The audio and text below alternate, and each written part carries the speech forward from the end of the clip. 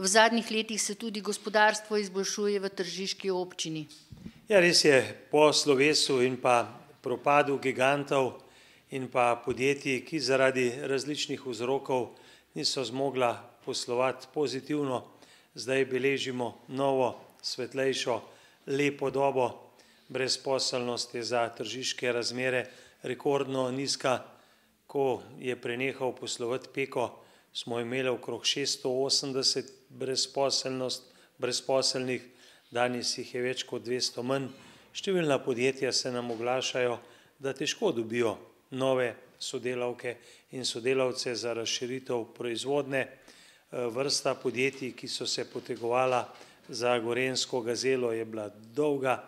Najdlje in pa s priznanjem gazele v svojem sektorju je seveda leto zaključil tržiški Kablex, pa še bi se dalo naštevati, ampak občina je ponosna na to, da soustvarjamo gospodarstvu prijazno okolje, da je seveda v opuščenih prostorih veliko poslovnih priložnosti, zato smo izdali tudi katalog v slovenskem in pa v angleškem jeziku. Ponovno popravljamo prostorski načrt občine s ciljem, da za investitorje zagotovimo dodatne površine. Se pa podjetništvo in pa pravo gospodarjenje začenja že v osnovnih šolah, zato imamo tam podjetniške krožke, imamo stalne podjetniške zajtrke, pa tudi podjetniške večere. Občina ima kar nekaj ukrepov, ki spodbujajo bodoče investitorje, od prostorske zakonodaje pa do oprostitvah pri komunalnem prispevku, tako da sem prepričan, da 1200 poslovnih subjektov v občini čakajo lepši in pa boljši časi. Nenazadnje pa je kar nekaj tudi turističnih investicij. V Tržiču imamo že 2 šotorišči lesenih šotorov, pogodba je podpisana, v spomladanskih mesecih se začne še gradnja 3. Na gorenjski plaži več kot 25 000 obiskovalcev s pomočjo subvencij občinskih razpisov.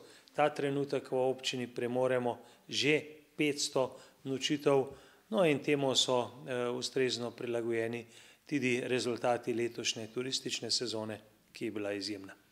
Odlični turistični rezultati, kot ste omenili, odlično obiskane planinske Postojanke, Dobrča, Storžič.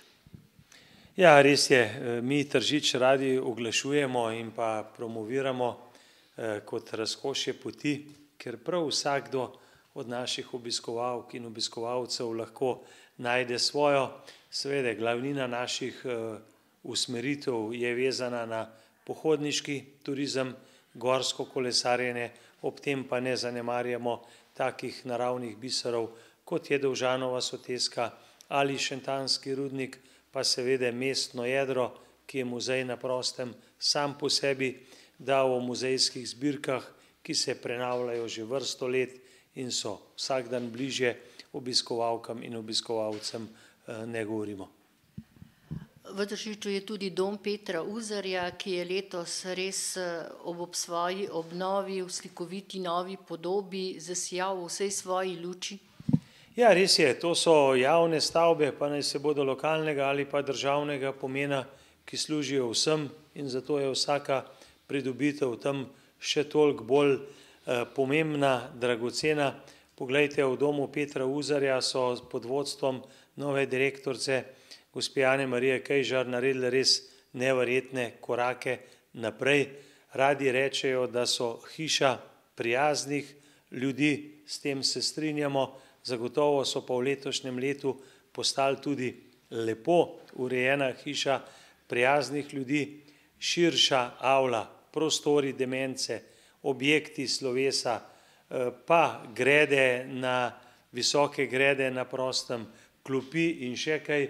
Enostavno v tak dom, kjer vsi dihajo kot eden, kjer se zadovoljstvo svojcev in pa varovancev meri z velikimi številkami, je res vedno lepo priti.